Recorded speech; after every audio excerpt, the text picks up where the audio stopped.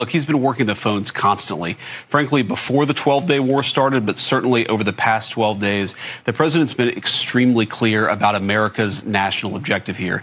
It is to create a world where Iran cannot build a nuclear weapon. We, of course, destroyed the nuclear program that they had, and the president told the entire team, we're going to work to make sure that they don't try to rebuild that nuclear capability in the future. And look, this is a great thing. For Israel, think about this. They've accomplished an important military objective.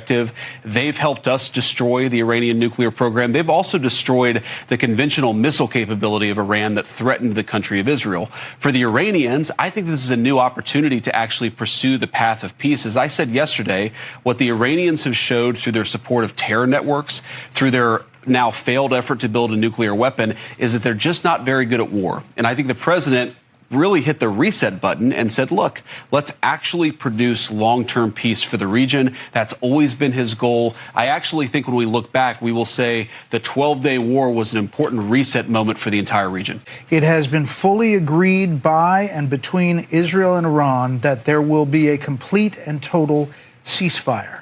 Complete and total ceasefire is what he typed. Yep. What does that mean? How did it come about? What's the development here?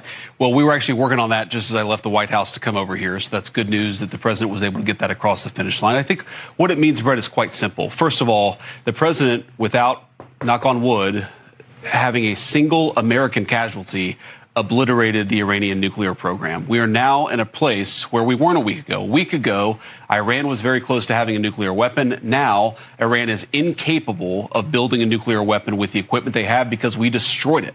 So that's a very, very big thing. While we have obliterated the Iranian nuclear program, our hope and our expectation is that they're not going to try to rebuild that program. And I think that's what the president is really trying to figure out here, is to build a long-term settlement here to where we can have peace in the region, where our regional allies and, of course, the American people, most importantly, can be secured, but where we can ensure that the destruction of the Iranian nuclear program that has already happened is not something they try to rebuild. He talked about the next 6 hours, finalizing the attacks. I mean, I think what he's talking about is right now, for the American people watching, it's dark over there. That's typically when the Israelis and the Iranians have been shooting at each other. I think there's some recognition that that might continue for another few hours, and tomorrow really is a new day. The end of the 12-day war, the end of the Iranian nuclear program, and I really do believe the beginning of something very big for peace in the Middle East. If the Iranian people want to do something about their own leadership, that's up to the Iranian people. What the American national security interest here is very simple. It's to destroy the nuclear program. That's what we've done. And now that the 12-day war appears to be effectively over, we have an opportunity, I think, to restart a real peace process.